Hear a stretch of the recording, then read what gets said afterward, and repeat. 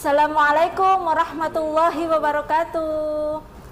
Selamat siang dan salam sejahtera untuk anak-anak hebat kota Surabaya. Apa kabar hari ini anak-anakku sekalian? Alhamdulillah, semoga kalian dalam keadaan sehat, tetap semangat, tetap ceria dalam acara kesayangan kita. Apa anak-anak? Belajar dari rumah bersama guruku. Oke, anak-anakku sekalian, hari ini bahagia sekali ya kita bisa berjumpa kembali dalam acara ini, yaitu nanti kita akan belajar bersama siapa ya? Masih ingat nggak? Ada yang lupa? Oke, nanti akan kita ingat-ingat kembali, kita akan belajar bersama siapa hari ini. Perkenalkan ya, hari ini kita akan belajar bersama Bu Ida Purwati. Bu Ida Purwati sehari-hari mengajar di SDN Bulak Rukem 1 Surabaya. Oke anak-anakku sekalian, siapkan buku tulisnya, siapkan alat tulisnya, dan juga buku tema 9. Tidak terasa kita sudah sampai di tema terakhir di kelas 5 hari ini. Oke, anak-anakku sekalian, sebelum kita belajar bersama, alangkah baiknya kita berdoa dulu. Kita memohon kepada Allah Subhanahu wa taala, kita memohon kepada Tuhan yang Maha Esa, semoga hari ini kita diberikan kelancaran, kemudahan dalam belajar hari ini. Mari kita bersama-sama menundukkan kepala sejenak, kita berdoa. Berdoa mulai.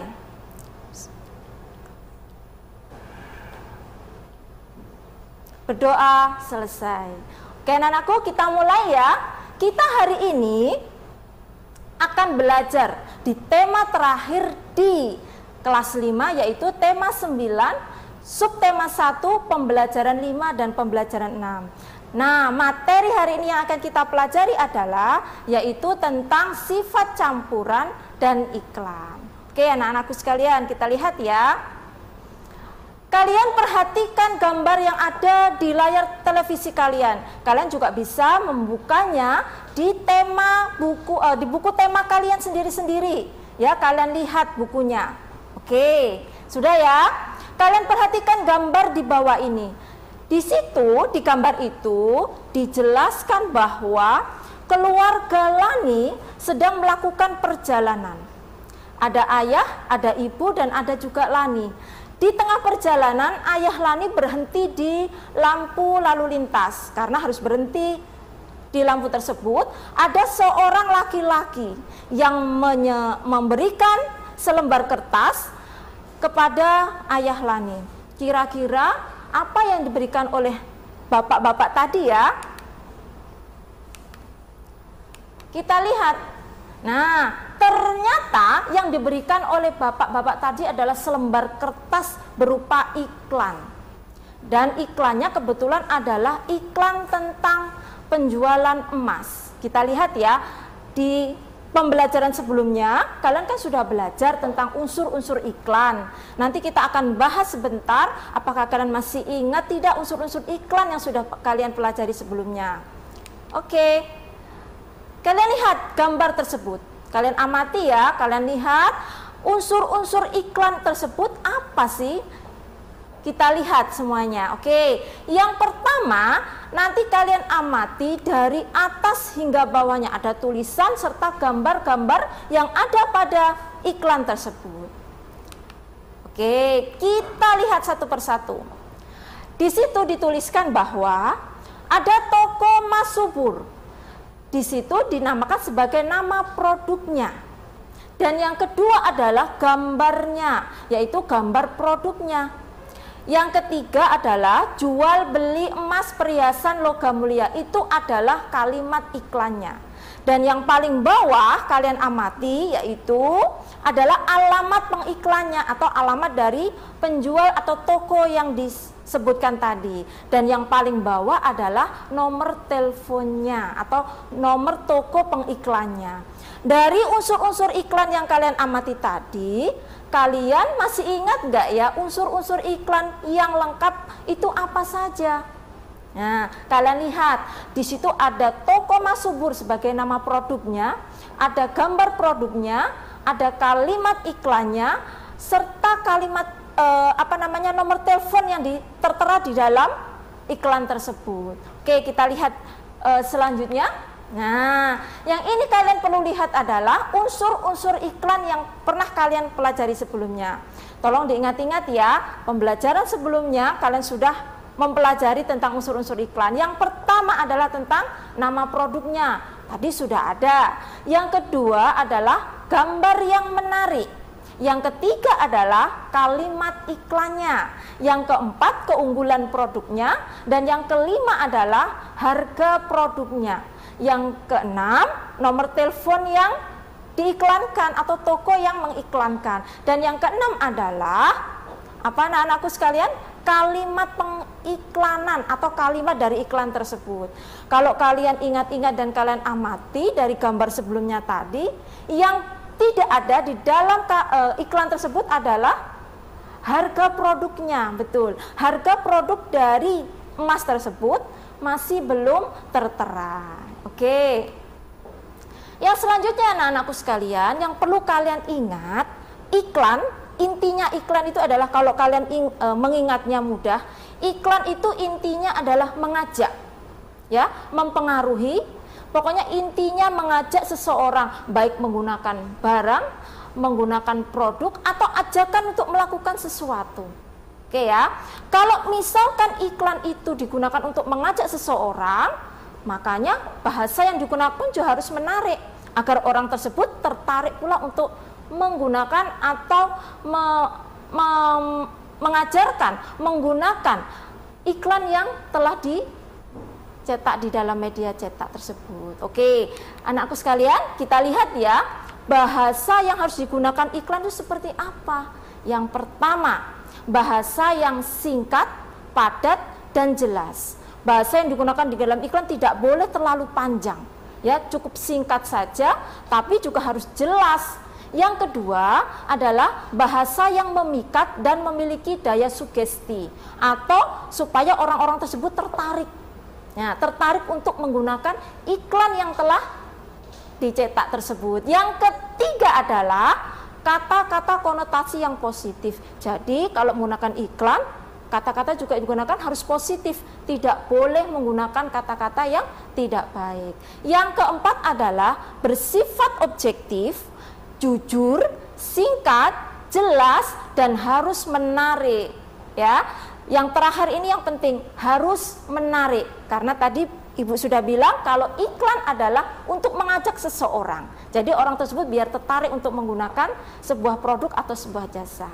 Oke anak-anakku sekalian, nanti kita akan lanjutkan belajarnya ya, tetap di layar televisi kalian depan. Oke, duduk manis, kita lanjutkan kembali. Tetap di acara kesayangan kita, belajar dari rumah bersama guruku. Kembali di acara kesayangan kita, belajar dari rumah bersama guruku. Oke anak-anakku sekalian, tadi kalian kan sudah mempelajari tentang iklan emas.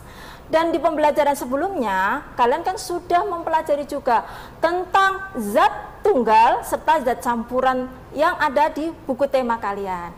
Untuk segmen selanjutnya, kita akan belajar tentang bagaimana mengidentifikasi sifat-sifat dari campuran tersebut. Oke, yang perlu kalian siapkan, kalian sediakan di rumah bisa, nanti kalian praktekkan di rumah juga bisa. Yang pertama yaitu adalah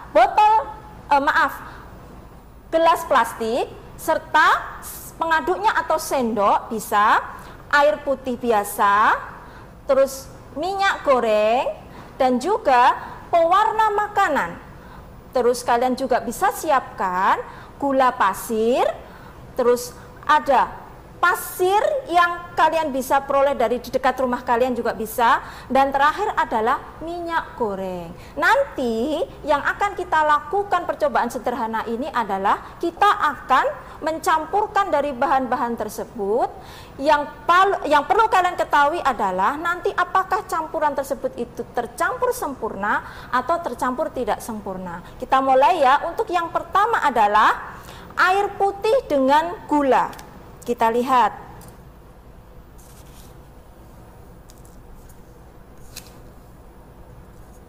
Oke, kita biarkan dulu ya sebentar.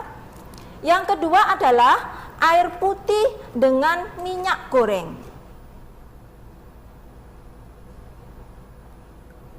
Oke, yang ketiga adalah air putih dengan pasir. Oke, selanjutnya ya, air putih dengan pasir. Yang keempat adalah air putih dengan pewarna makanan. Jadi kita bisa lihat bedanya setelah dicampurkan dan belum dicampurkan. Oke. Yang keempat, yang kelima adalah minyak goreng dengan gula pasir. Oke ya. Minyak goreng dengan gula pasir sudah. Dan yang selanjutnya adalah minyak goreng dengan pasirnya. Oke, kita lihat nanti hasilnya. Dan yang terakhir adalah minyak goreng dengan pewarna makanannya. Oke, kita lihat ya. Nah, nanti kalau kita sudah campurkan jadi satu, apakah antara zat yang dicampurkan itu masih bisa dilihat perbedaannya apa enggak? Kalau misalkan masih bisa dilihat perbedaannya, berarti itu tidak tercampur sempurna. Oke ya, kita lihat. Yang pertama tadi adalah air putih dengan gula. Kita lihat bedanya masih ada ya, antara gula pasir dengan air putihnya. Kalau misalkan ini dicampur diaduk secara terus-menerus dan dicampur, lama-kelamaan gula pasirnya, kalau kita lihat perhatikan ya, gula pasirnya akan menghilang. Nah, karena gula pasir tersebut tercampur dengan air yang sudah diaduk tadi dengan gula pasir. Nah, kita lihat ya, lama-kelamaan gula pasirnya tidak ada kan ya? Oke. Nah, ini artinya bahwa air dengan gula ini tercampur dengan sempurna karena antara partikelnya air dengan gula sudah tidak bisa dibedakan lagi, ya. Oke. Yang kedua adalah air dengan minyak goreng. Oke, kita lihat ya, kita aduk terus sampai ini tercampur sempurna. Oke. Kita lihat bedanya setelah dicampur. Nah, ini masih ada nih antara batas atas dan batas bawahnya, antara minyak goreng dengan airnya masih memisahkan diri. Ini artinya bahwa campuran tersebut tidak bisa tercampur dengan sempurna. Yang ketiga adalah, nah ini air putihnya dengan pasir yang sudah dicampur tadi. Kita lihat ya. Oke. Air putihnya kita lihat dengan campurannya pasir. Ternyata pasirnya masih ada di bawah terus-menerus ya anak-anak, kita lihat.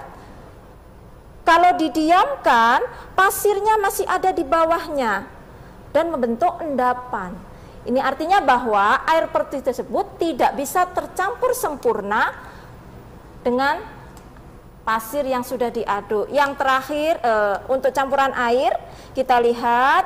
Nah, ini adalah air putih dengan zat pewarna tadi atau pewarna makanan. Kalian bisa menggunakan warna yang kalian sukai. Oke ya. Sudah tidak bisa dibedakan lagi. Oke, berarti ini artinya bahwa campuran tersebut tercampur dengan sempurna. Yang kelima adalah minyak goreng dengan gula pasir. Kita aduk terus, oke. Dan ternyata masih ada pemisah antara gula pasir dengan minyak goreng. Ini artinya bahwa minyak goreng tersebut tidak bisa tercampur sempurna oleh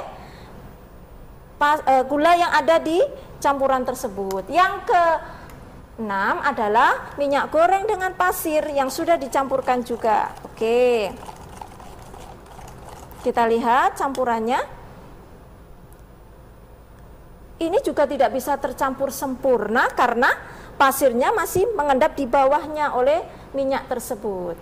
Dan yang terakhir adalah minyak goreng dengan zat pewarna tersebut. Oke, kita lihat ya. Apakah partikelnya masih bisa tercampur apa tidak? kalau kita lihat juga partikel ini masih ada endapan di bawahnya.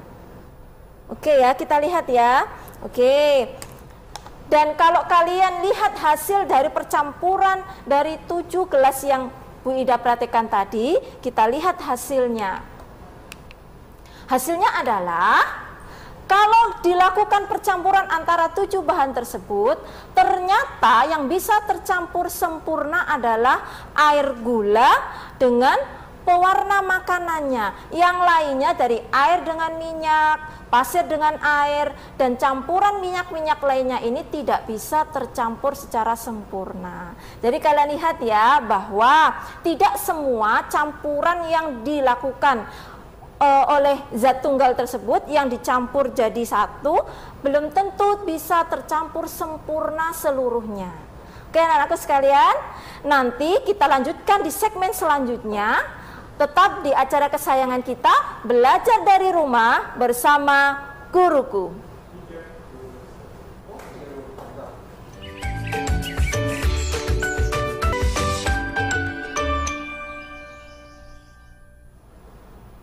Kembali lagi di acara kesayangan kita, Belajar dari Rumah bersama Guruku. Oke anak-anakku sekalian, kita lanjutkan pembelajarannya. Kalian lihat di layar televisi kalian ya, kalian juga bisa lihat di buku temanya. Di pembelajaran selanjutnya, Ibu punya pernyataan dari seorang anak atau seorang siswi. Kita lihat ya. Aku dan teman-teman mempunyai kesukaan di bidang seni yang berbeda. Aku suka menyanyi, Dayu suka menari, Udin, Beni, dan Siti suka menggambar. Perbedaan itu dapat memperkaya pengetahuan kami di bidang seni. Meskipun beragam, kami tetap rukun. Anak-anakku sekalian, dari pernyataan siswi atau anak tersebut, kita bisa lihat bahwa keberagaman yang ada di sekitar kita itu sangat banyak sekali. Tidak hanya keberagaman di lingkungan rumah, di lingkungan sekolah, di lingkungan masyarakat juga banyak keberagaman. Kita bicara yang lebih luas lagi, yaitu tentang keberagaman yang ada di Indonesia. Kita lihat ya, keberagaman bangsa Indonesia itu dikarenakan adanya bentang alam Indonesia dari Sabang sampai Merauke. Jadi Indonesia itu letaknya dari Sabang sampai dengan Merauke. Dan keberagaman itu berupa upacara adat, berupa tarian daerah, lagu daerah, rumah adat, agama, dan lain-lainnya masih banyak lagi. Ada senjata tajam juga bisa. Ya, itu adalah bentuk-bentuk keragaman yang ada di Indonesia. Yang selanjutnya, keberagaman yang ada di Indonesia tidak membuat bangsa Indonesia mudah terpecah belah. Karena apa? Keberagaman yang dimiliki di Indonesia itu tidak mudah membuat orang Indonesia terpecah belah. Karena Bhinneka Tunggal Ika yang dimiliki oleh bangsa Indonesia itu adalah semboyan pemersatu, semboyan yang dimiliki oleh bangsa Indonesia. Selain Bhinneka Tunggal Ika, kita juga memiliki bahasa persatuan, yaitu bahasa Indonesia. Selain itu juga tanah air kita yang satu, yaitu tanah air Indonesia. Serta bendera kebangsaan, yaitu bendera merah putih yang sama, yaitu bangsa Indonesia. Bendera kebangsaannya adalah bendera merah putih. Oleh sebab itu, kita harus bersatu padu di bawah falsafah dan dasar negara, yaitu Pancasila. Betul, kita harus tetap bersatu padu di bawah falsafah dan dasar negara, yaitu Pancasila. Oke anak-anakku sekalian, kalian bisa lihat gambar yang ada di layar kaca televisi kalian, atau kalian juga bisa melihatnya lewat buku siswa. Kalian buka halaman 45. Oke ya, kita amati bersama-sama. Di situ dilihat, kalian lihat ya, ada gambar wanita-wanita Indonesia dengan anggunnya menggunakan apa anak-anak? Baju adat Indonesia. Kita lihat di situ ada berbagai macam baju adat yang ada di Indonesia.